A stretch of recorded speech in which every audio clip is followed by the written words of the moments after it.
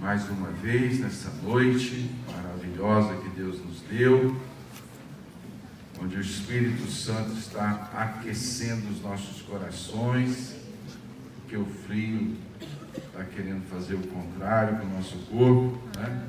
Mas Deus está aquecendo o nosso coração em nome de Jesus. Amém. Glória a Deus. Então vamos para 1 aos Coríntios, no capítulo 2, a partir do versículo 6. 1 aos Coríntios 2, versículo 6. Nós vamos ler um texto um pouco mais longo, mas é muito importante. No entanto, transmitimos sabedoria entre os que são maduros. Quantos são maduros aqui? Amém. Vamos ver. Não, porém, a sabedoria deste mundo, nem a dos poderosos desta época, que são reduzidos a nada. Pelo contrário, transmitimos a sabedoria de Deus em mistério, a sabedoria que estava oculta e que Deus predeterminou desde a eternidade para a nossa glória. Nenhum dos poderosos deste mundo conheceu essa sabedoria, porque se a tivessem conhecido, jamais teriam crucificado o Senhor da glória. Mas como está escrito, nem olhos viram, nem ouvidos ouviram, nem jamais penetrou em coração humano o que Deus tem preparado para aqueles que o amam. Amém. Deus, porém, revelou isso a nós, por meio do Espírito, porque o Espírito sonda todas as coisas, até mesmo as profundezas de Deus. Pois quem conhece as coisas do ser humano, a não ser o próprio Espírito humano que nele está? Assim, ninguém conhece as coisas de Deus, a não ser o Espírito de Deus. E nós não temos recebido o Espírito do mundo, e sim o Espírito que vem de Deus, para que conheçamos o que por Deus nos foi dado gratuitamente. Disto também falamos nem em palavras ensinadas pela sabedoria humana, mas ensinadas pelo Espírito, conferindo coisas espirituais com espirituais. Ora, a pessoa natural, o homem natural, não aceita as coisas do Espírito de Deus, porque eles são loucura, e ela não pode entendê-las, porque elas se discernem espiritualmente. Porém, a pessoa espiritual julga todas as coisas, mas ela não é julgada por ninguém. Pois quem conheceu a mente do Senhor para que o possa instruir? Nós, porém, temos a mente de Cristo. Pai, nós te agradecemos por esta palavra tão linda, tão abençoada, Senhor. Essas escrituras que trazem as promessas, o propósito, o plano de Deus para cada um de nós que estamos aqui, para as nossas vidas pessoalmente, para a nossa casa, para a nossa família. Ó Deus, esteja ministrando aos nossos corações nesta noite. Nós precisamos de Ti. Fala conosco. Tira todo obstáculo, Senhor. Abre o nosso entendimento. Faz calar e sossegar a nossa alma, o nosso coração, para receber a Tua palavra. Leva, Senhor, tudo aquilo que se levanta contra o conhecimento de Cristo, amarrado, cativo a Tua obediência. Em nome de Jesus. Amém. Amém. Glória a Deus.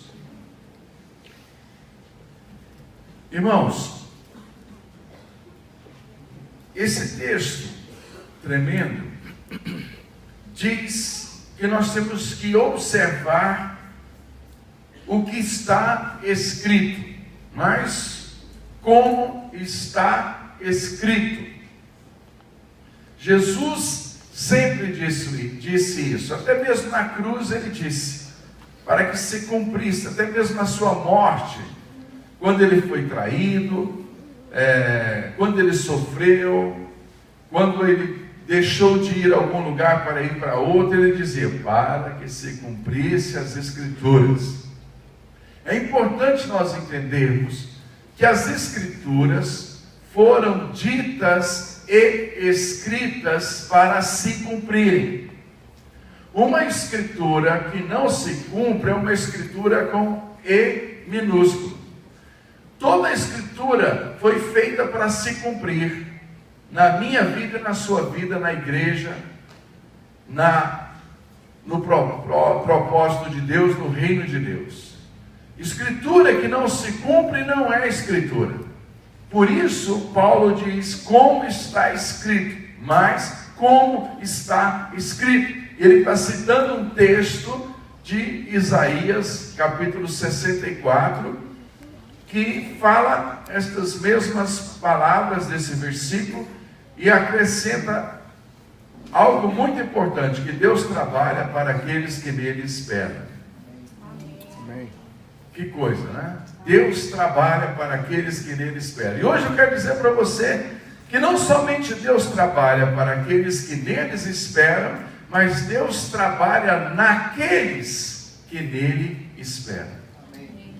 Deus trabalha na minha vida e na sua vida para que possamos crer, ter os olhos abertos, os ouvidos abertos e deixar esta palavra entrar nos nossos corações, estas palavras que dizem o que Deus preparou de antemão para aqueles que o amam. O problema todinho aqui está em crer ou não. Esta é a diferença, é em acreditar ou não. Por isso que Paulo disse que Deus nos deu o Espírito Santo, porque o Espírito Santo nos dá o conhecimento, a revelação daquilo que Deus nos deu e nos deu de graça. A gente conhece um exemplo, falei esses dias sobre isso aqui, não sei se eu falei no culto à noite, daquela pessoa que viajou no transatlântico e levou um pacotinho de bolacha, e todo dia, quando ela estava fazendo aquele cruzeiro, atravessando de um lado para o outro, todo mundo ia para o restaurante e ela ia para o quartinho dela comer a bolachinha dela, o biscoitinho dela. E um dia um amigo perguntou, não vi você nenhuma vez comendo as refeições? Eu disse, eu não tenho dinheiro. Eu mal tinha dinheiro para pagar a passagem. Ele falou assim, mas na passagem já estava incluída a alimentação. Você não tem que pagar nada, você só tem que ir lá e comer. Quando você não tem conhecimento das coisas que Deus preparou para você, quando você nunca ouviu falar sobre isso, como é que você vai então possuir essas coisas que te foram dadas gratuitamente? Você precisa de conhecer estas coisas, porque senão você não vai jamais tomar posse dessas coisas que Deus te deu. O Espírito Santo de Deus conhece aquilo que Deus preparou para nós, porque o Espírito Santo, ele sonda todas as coisas, até mesmo as profundezas de Deus. O que Paulo está dizendo aqui? Paulo está dizendo que estas coisas que Deus preparou para nós, elas estão nas regiões profundas de Deus. E a Bíblia nos diz que a intimidade de Deus é para aqueles que o temem. Ou seja, é para mim, é para você. Como que eu vou entrar na intimidade de Deus? Somente através do Espírito Santo. O Espírito Santo de Deus, ele intercede por nós com gemidos inexprimíveis junto ao Pai. Ele nos leva a orar Porque nós não sabemos orar como convém. Muitas vezes nós estamos pedindo, orando, intercedendo por coisas de forma errada, até mesmo sobre as nossas vidas e famílias. Por isso nós temos que voltar para o que está escrito, mas como está escrito. Então, o que é que Deus preparou para mim? Deus preparou para mim tudo que está escrito aqui. Deus preparou para você tudo que está escrito aqui. Deus preparou para a tua vida muitas coisas que estão escritas aqui neste livro para você viver agora. Intensamente. Por isso Jesus disse: eu vim para que tenham vida e a tenham em abundância. Ou seja, vida verdadeira, a verdadeira vida que Deus tem para você. Quando Deus criou o homem, a palavra do Senhor nos ensina que Deus criou o homem à sua imagem e à sua semelhança. Imagina como que o homem e a mulher eram bonitos. O primeiro casal que foi criado. Imagina a beleza do primeiro casal que foi criado. Adão e Eva. A imagem e semelhança de Deus. Foram criados para viver eternamente. Portanto, tinha saúde. Eu não posso imaginar um Adão fraquinho, magricela, né? Gripado, entendeu? Todo perrengue. Você pode imaginar um Adão assim? Não, porque Deus criou o homem para que ele tivesse domínio. Os animais, quando olhavam para o homem, respeitavam o homem. Hoje os animais olham para nós e querem nos devorar. Nós perdemos com a queda aquilo que Deus nos deu no Éden, a sua imagem e a sua semelhança. Nós perdemos a saúde, nós perdemos a beleza. A queda afetou tanto o ser humano que quando a gente olha para alguns, a gente vê o tanto que está caído. Como que pode? Né? Está caído fisicamente, e o pior, alguns estão degenerados de tal maneira que perderam totalmente esta imagem e semelhança de Deus, perderam a dignidade do ser humano, a semelhança de Deus. Vive uma vida completamente desafinada do intento primeiro que Deus teve para nós. Por isso que Eclesiastes diz, Eclesiastes capítulo 7, diz que Deus criou o homem reto, mas ele se meteu em muitas astúcias. Deus criou o homem bonito, Deus criou o homem honesto, Deus criou o homem perfeito, mas lamentavelmente esse homem inteligente, saudável, forte, Deus o criou para que tivesse domínio, ele se meteu em muitas astúcias, diz Eclesiastes 7, 29. Então, com a queda, com a desobediência e consequentemente a queda, levou o homem ao resultado, ao salário. Qual que é o salário do pecado? A morte. Deus tinha que pôr fim àquilo que entrou no coração do homem, que foi a maldade. Logo no início veio juízo através de Noé, do dilúvio, né? Deus falou assim: veja que o homem tem uma natureza continuamente má. Tem que dar um jeito de exterminar o homem, porque senão essa terra vai virar algo completamente sem o propósito para o qual eu a criei. De maldade, de corrupção. Nós não gostamos de maldade, gostamos? Nós não gostamos de corrupção, gostamos? Nós não gostamos de injustiça, gostamos? Não. O homem que foi criado à imagem e semelhança de Deus, ele não gosta dessas coisas.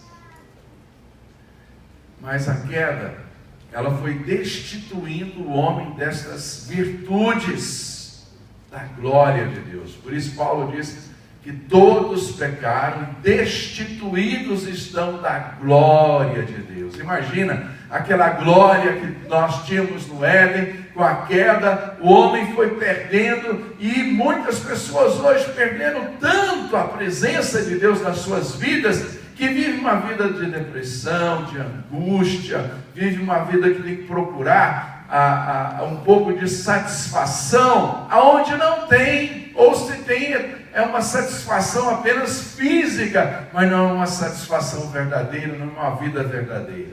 Procura satisfação nos filhos, procura satisfação em outras áreas, que não é aquilo que nós falamos hoje, quando Jesus é o centro da sua vida, o centro da sua existência. Então, a morte é exatamente isso. A morte é o homem indo definhando até perecer. É ele perdendo tudo que ele tinha até perecer. A gente apresentou essa criança linda, maravilhosa, cheia de vida e tal, está crescendo, crescendo, crescendo, vai ficar bonita, vai ficar grande, e como todos nós, né? Como os nossos pais, como é a vida, mas aí chega um momento que a pessoa vai perdendo muitas coisas que ela tinha quando ela era jovem, quando ela era adolescente, né? E uma idade mais tenra, e agora ela vai definhando até a morte. Lamentavelmente, é isso que acontece com o ser humano. Mas Deus, quando viu isto, Ele olhou aquela criatura que Ele tinha feito, e falou assim: mas eu não fiz o homem para isso. Imediatamente, Ele criou, então, a redenção. Foi aquela profecia, quando Deus conversou com a mulher e falou assim: olha, o teu descendente irá ferir a cabeça da serpente. O teu descendente que vai nascer de ti vai dar fim a esta maldição, que o homem entrou por desobedecer a Deus e perder toda a glória que eu tinha para ele. Perder toda a vida que eu tinha para ele.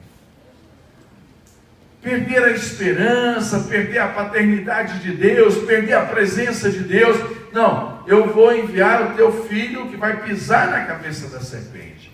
E foi o que aconteceu com a vinda de Jesus. O salário do pecado é a morte, mas o versículo continua dizendo assim: mas o presente de Deus é a vida eterna em Cristo Jesus. Amém. Então, só voltando um pouquinho mais, para entendermos bem aonde eu estou querendo chegar, que você entenda também, que você saia daqui hoje entendendo que Deus tem, como está escrito, coisas que nem subiram ao teu coração preparada para você. E que a gente perdeu exatamente por causa da nossa desobediência, por causa da queda. O salário do pecado foi esse afastar de Deus, nos separar de Deus. Mas agora em Cristo Jesus, a Bíblia diz que nós fomos aproximados. Por isso Jesus tem que ser o centro da nossa vida. Quanto mais perto eu estou de Jesus, mais perto eu estou da plenitude que Deus tem para mim. Bom, Gênesis nos diz, no capítulo 5, que no dia que o homem foi feito, ele foi feito à imagem e semelhança de Deus. Todo mundo sabe que os dois primeiros filhos de Adão e Eva, quais foram? Caim e... Depois Caim matou Abel. E a palavra nos diz aí em Gênesis, no capítulo 5, no versículo 3 ou 2, que Adão, depois de 120 anos, gerou um terceiro filho, chamado 7. Era 7, mas era o terceiro. Porque não era o nome dele, não é 7 em português. Era na língua que Adão falava, que significa substituto. Adão gerou 7, substituindo Abel, que tinha sido morto.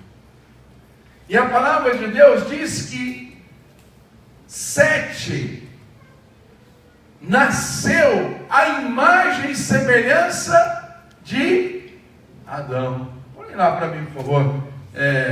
Gênesis 5, versículo 1.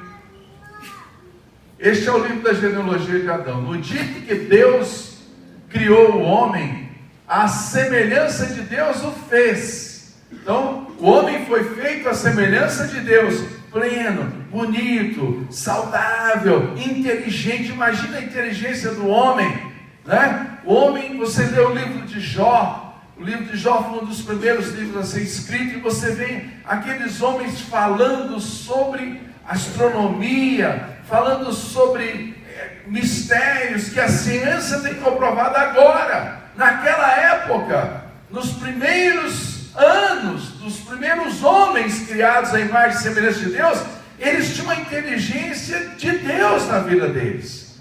Nós fomos ficando burros, estúpidos por causa do pecado. O pecado emburrece a gente. E olha só o que diz: o homem e a mulher os criou e os abençoou e lhes chamou pelo nome de Adão. E no dia em que foram criados, próximo, viveu Adão 130 anos, foi 120, mas foi 130, e gerou um filho à sua semelhança. Adão já tinha caído. Adão já tinha pecado. O filho que Adão gerou não foi mais a semelhança de Deus, foi a semelhança do Adão caído, do Adão que estava perdendo a glória de Deus. Os homens naquela época viviam 700, 800 anos, até teve um tal de Matusalém que viveu 960 e pico anos. 9, viveu pra caramba, né? Não sei o que ele fez, ele teve tempo para fazer muita coisa e não fez nada. Porque a única coisa que fala desse sujeito é que ele viveu esse tanto de tempo. Não fala nenhuma obra dele. Aí, vamos ver o próximo. Depois que gerou a 7, viveu Adão, olha aí, 800 anos. Adão viveu então 930 anos. Vai viver assim para lá. Né? Quantos gostariam de viver esse tanto de tempo? Passa um século. E não viveu assim, tossindo, entendeu? Careca, como vocês. Não. Adão viveu esses anos todos cheios de vigor, enxergando, não perdeu a visão, não perdeu a audição, nada. Eu não sei quantos Eva viveu, mas ele viveu. A Bíblia não fala quantos anos Eva viveu, né? Mas fala quantos anos Adão viveu. Aí viveu pra caramba. E provavelmente Adão experimentou muito mais do que eu e você já experimentamos. Pode ser que ele não andou de avião a jato. Nós temos alguma vantagem, né? A gente fica imaginando aqueles reis, aquelas rainhas, né? Império Romano, com aquela pompa toda. Mas você está aqui na igreja de carro. César nunca andou de carro. Você vem de carro para a igreja, entendeu?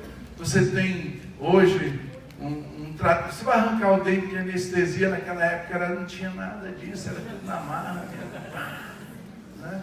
Você vive uma vida de rei, de rainha, fica reclamando. É verdade. Se fosse comparado naquela época, a vida que nós temos hoje é uma vida que nem na sua glória Salomão teve igual. Ele tinha carruagem de ouro, né? Puxado por cavalo. Hoje você tem um Fusca, que anda muito mais que a carruagem de homem. Você pisa e vai embora, né? Bom, voltando aqui a palavra, porque vocês já estão desviando do assunto. Essa palavra semelhança, no dia que Deus criou o homem, diz assim, a semelhança de Deus o fez, quer dizer, similaridade. E ao mesmo tempo, quando fala que Sete era a semelhança de Adão, é similaridade, ou seja, parecido. Como Deus nos criou, queridos, para ser como Ele, para ter a vida dele. Por isso que Jesus disse, eu vim para que tenham vida e a tenham em abundância.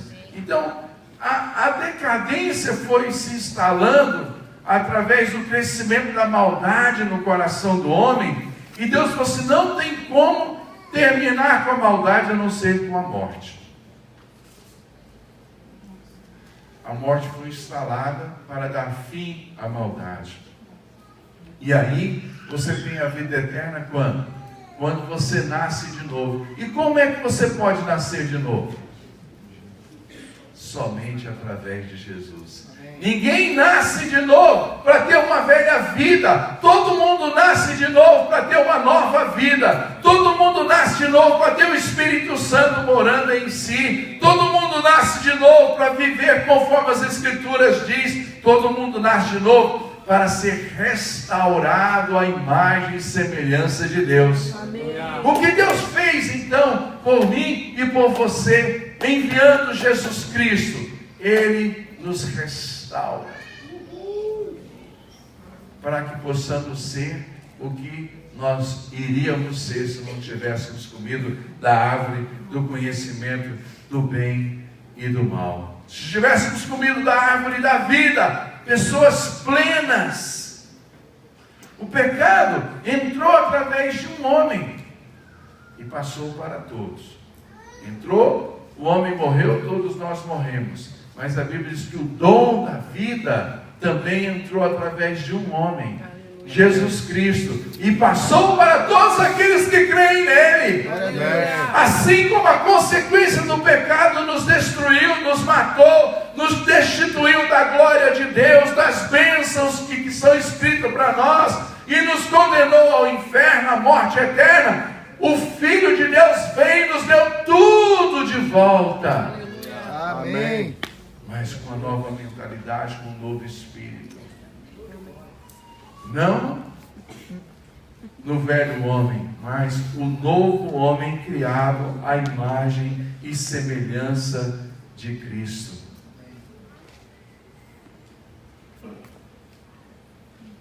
A palavra do Senhor nos ensina que o desejo, que o que Deus está fazendo nesses dias, através daqueles que deixam o Espírito Santo mover na sua vida e estão de olhos abertos na palavra de Deus, é restaurar a vida dessa pessoa para que ela chegue à estatura de Cristo. A Bíblia chama isso de a medida da estatura da plenitude de Cristo.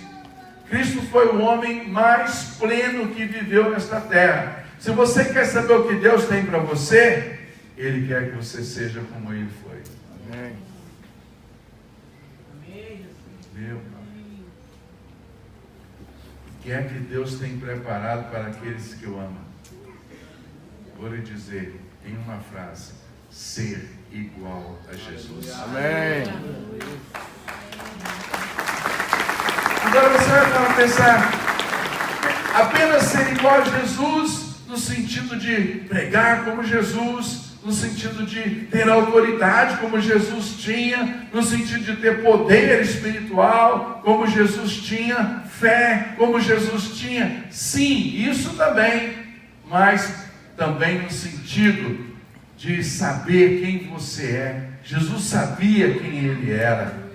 Jesus não tinha problema com Ele, ele sabia quem Ele era. Quando Pedro veio para lavar os pés de Jesus, Jesus falou assim, aliás, quando Jesus foi lavar os pés de Pedro, Pedro falou assim, não, o senhor nem lavar os meus pés, eu é que tenho que lavar os seus pés, porque o menor é que servia o maior. Jesus falou assim, olha, eu sei, mas eu estou fazendo isso para ensinar para você, que eu, mesmo eu sendo o maior, eu estou lavando os seus pés.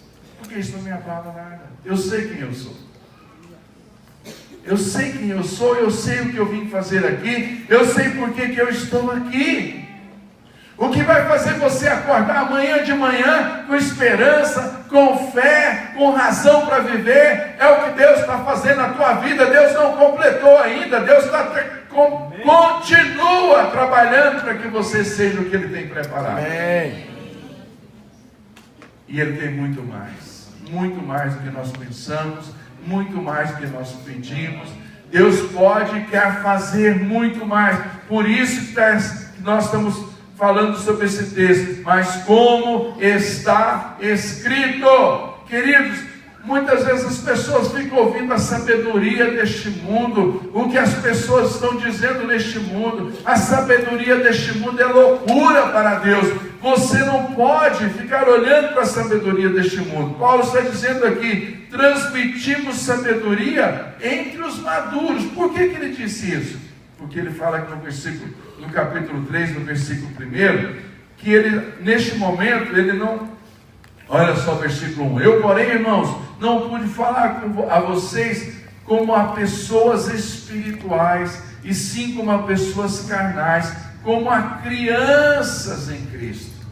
Quando alguém é uma criança em Cristo, ela é chamada aqui de pessoa carnal. Não o homem natural, mas o crente, vamos dizer assim, o crente carnal, o crente infantil. O que é o crente carnal, o crente infantil? É aquele que não cresce espiritualmente.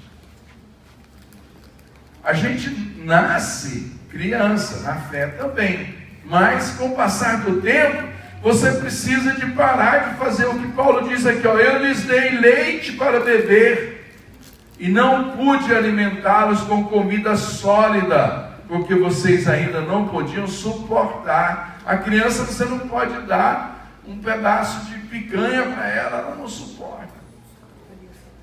Mas tem muitos no nosso meio que estão tomando leite enquanto devia estar comendo picanha. Alimento sólido. A criança, ela precisa do leitinho, depois ela vai comer a papinha, ela vai comer a sopinha. É devagarzinho, não adianta a mãe querer enfiar arroz e feijão com ela abaixo, que mata a criança. Então, o que a gente ensina para o novo convertido? Olha, papai do céu te ama. Deixa eu te dar uma madeirinha aqui agora. Jesus te ama, viu? Ama o leitinho espiritual. Está escrito aqui, porque Deus amou o mundo de tal maneira. A gente começa a dar o leite espiritual. Né? 10.000 cairão ao seu... 1.000 cairão ao seu esquerdo, 10.000 ao seu direito, mas você não será atingido. O crente novo delira. Né? Aquele que habita no esconderijo do Altíssimo, a sombra do Onipotente descansará. Ai, que coisa boa. Fala mais.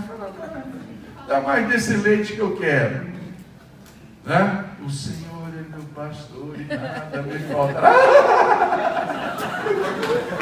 Eu gosto demais disso, isso é muito bom. Mas são os que estão conosco, do que aqueles que estão contra nós. E aí já joga a Bíblia para cima. Mas quando você começa a falar para esse, mas tem uma coisa para te dizer: no mundo tereis aflições. Isso eu não quero não, bispo. Mas tem de bom ânimo. Eu venci o mundo. Quando a gente começa a falar sobre alimento sólido, sobre vencer o pecado, sobre perseverança, saber passar por momentos difíceis e para que a sua fé possa crescer. Quem bebe leite, a fé não cresce. Permanece o que Paulo disse: crentes, pessoas carnais. Mas Paulo falou assim: olha, eu estou querendo falar com gente madura, porque eu quero falar para vocês sobre coisas grandes. Eu quero falar para vocês sobre o que Deus tem preparado para vocês, mas eu não posso falar, sabe por quê? Ele explica aqui embaixo: porque há ciúmes e briga entre vocês. Será que isso não mostra que são carnais e andam segundo os padrões humanos? Agora Paulo pegou pesado. Há ciúmes, brigas. Quantas vezes nós temos dificuldade de reconciliar, até com pessoas da família, quanto mais da igreja, quanto mais da empresa, não é?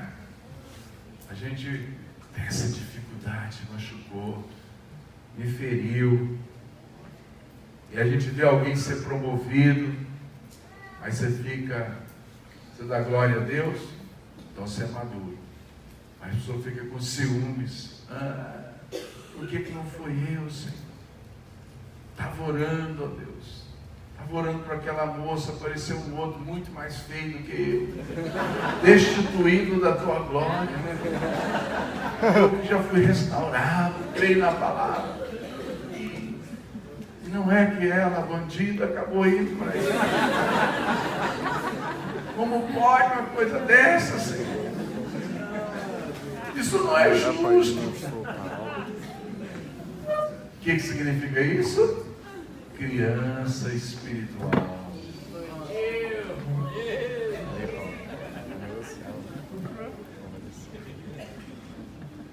Criança diz: eu quero, me dá, eu quero agora. Senão eu vou chorar. Vou fazer birra. Imaturo. Mas Paulo falou assim: olha, eu quero transmitir para vocês as coisas que o Espírito Santo me ensinou, porque eu tenho a mente de Cristo. Eu não tenho a mente dos homens, eu tenho a mente de Cristo, e eu preciso passar para vocês essas coisas, esta sabedoria, para aqueles que são maduros. Essa sabedoria, como é que ela é transmitida? Diz o versículo 10, aliás. Deus, porém, revelou isso a nós por meio do Espírito. Queridos, o que Deus tem preparado para você, Ele vai te revelar por meio do Espírito. Quando você estiver voltado para as Escrituras, quantas vezes eu lendo a palavra de Deus, parece que aqueles textos saltam para o meu coração. Falei: isso é de Deus. Deus está falando comigo. Pode estar todo dizendo não, mas Deus está dizendo sim. E isso é o que Deus tem para mim. Pode ser que não vai cumprir amanhã, mas vai cumprir. E eu não vou abrir mão do que Deus tem preparado para a minha vida. Amém. Não vou abrir mão. Aquilo que está nas profundezas de Deus, que eu perdi por causa da minha desobediência, do meu pecado. Oh Deus, eu não vou abrir mão. As Escrituras afirmam outra coisa. Nem olhos viram, nem ouvidos ouviram. Mas, Senhor, a Tua palavra vai penetrar o meu coração. Eu quero conhecer estas coisas. Acho interessante o versículo, final do versículo 11. Assim ninguém conhece as coisas de Deus, a não ser o Espírito de Deus. Você quer entender o que Deus tem para você? Você precisa de mais do Espírito de Deus. Você precisa de mais da presença de Deus. Você precisa de mais da unção de Deus na tua vida. Você precisa de mais de ter comunhão com Deus. E aí o Espírito Santo vai te falar cada coisa que Ele tem para você. E o versículo 12.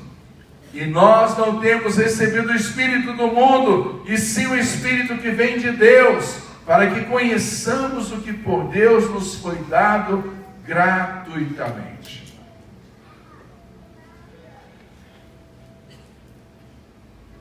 Que já nos foi dado gratuitamente. O que nos foi dado gratuitamente?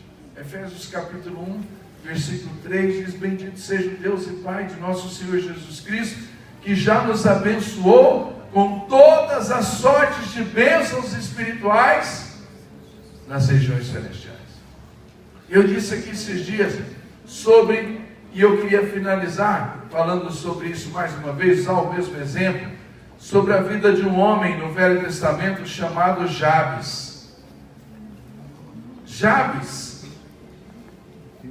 é um exemplo do que eu estou dizendo. Abra sua Bíblia lá, ou projeta para mim também, é no livro de 1 Crônicas, no capítulo 4, versículo 9.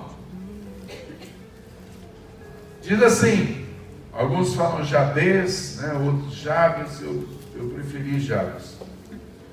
Foi Jabes mais ilustre do que seus irmãos. Sua mãe chamou-lhe Jabes, dizendo, porque com dores o dei à luz. Jabes invocou o Deus de Israel, dizendo: ó, tomara que me abençoes e me alargues as fronteiras, e que seja comigo a tua mão, e me preserves do mal, de modo que não me sobrevenha a aflição. Deus lhe concedeu o que tinha pedido. A mãe de Jabes o deu à luz com dores. E de repente não somente dores físicas, mas as circunstâncias onde ela vivia, o momento que ela vivia, a época que ela vivia, era uma época difícil. E naquele tempo, diferente daqui, né, que nós não vivemos num deserto, nós vivemos num lugar cheio de água, de planta, de tudo, de fartura. No deserto, as coisas têm que funcionar muito bem. Se faltar um pouquinho de chuva naquela região ali, por exemplo, onde a Bíblia foi escrita, você só tem 2 chuvas por ano. Aí você perde tudo. E quando o povo estava em pecado, muitas vezes a chuva faltava. E aí vinha o quê? A fome, a dificuldade, a dor. Quando se diz fome aqui, não é aquela fome que nós falamos hoje, onde o supermercado está cheio de coisa e tem, comida, não, é a fome de não ter nada, de não ter nem calango, nada, rato, nada. E esta mulher aqui estava passando por uma situação que ela tinha outros filhos de dificuldade. E ela, quando Jabes nasceu, no meio daquela dor, né, porque com dores o dei à luz, ela põe o nome do menino de Jabes, que significa aflição. Jabes significa pesaroso, aquele que me trouxe pesar.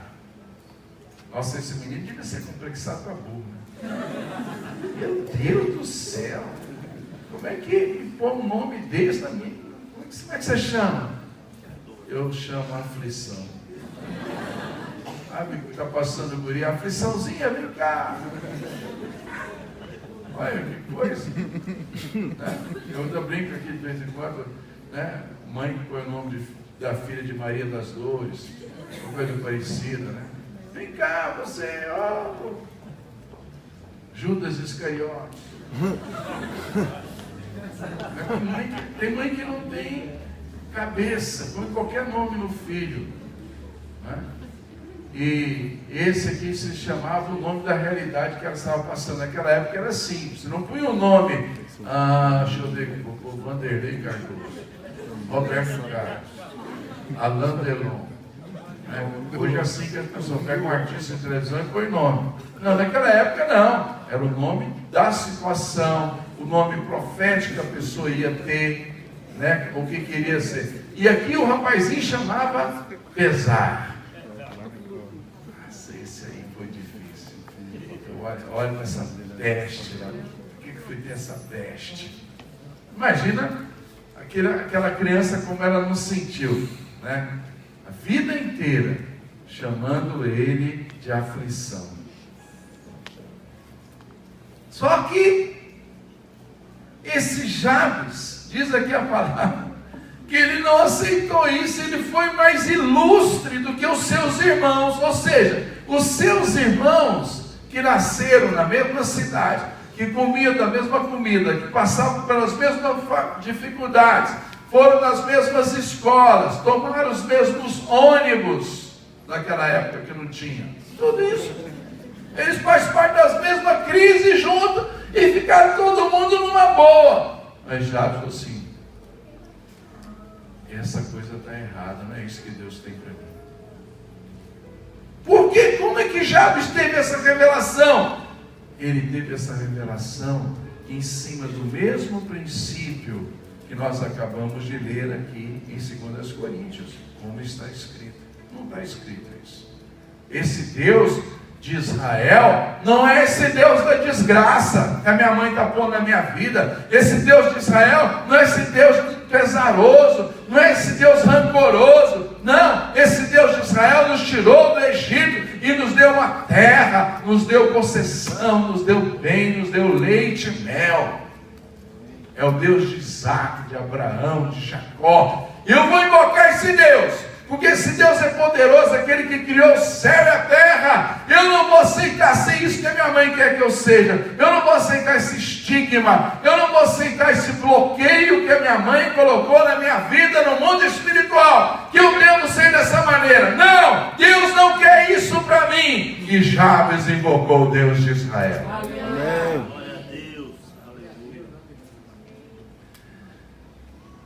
Ele não aceitou, não se conformou em ser medíocre, em ser nada. Ele não aceitou que a sociedade nivelasse ele por baixo. Olha aí, lá vai a aflição da mãe. Não, eu vou mudar isso. De repente a aflição começa a ganhar mais. A aflição começa a crescer. Se tornar rico. Ilustre, que essa palavra ilustre, ela significa rico, possuía bens, mais do que todo mundo, mais do que a mãe que rejeitou ele, agora vai viver na dependência dele.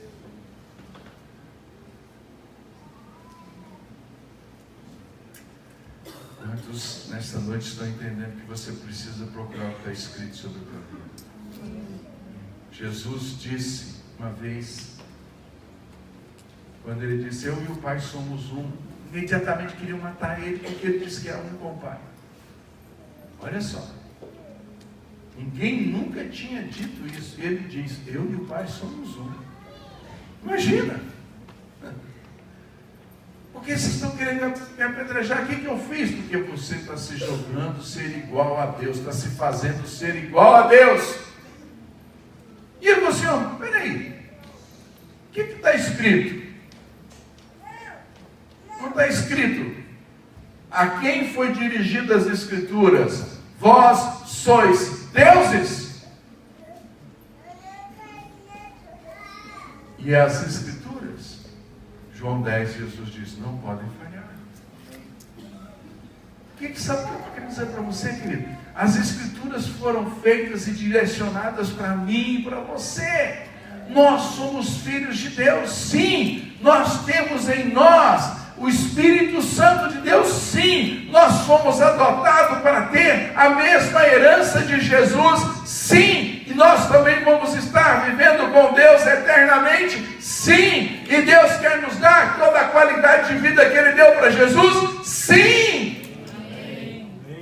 A Escritura foi dirigida para mim, foi dirigida para você. Então, hoje, toma uma decisão de Jabes na tua vida. Amém. Seja uma pessoa ilustre. e não aceite o estigma que foi colocado, a maldição que foi lançada sobre a sua vida, que você não ia prosperar, que você não ia casar, que você não ia dar certo no mundo, que o seu destino realmente ia ser nivelado por baixo, ia ser medíocre, que você tinha que ser fracassado, que você nunca vai ser um líder. Isso, se você se levantar e clamar ao Deus de Israel, a tua vida vai mudar. Hoje você vai ser uma pessoa. Fique em pé e comece a orar.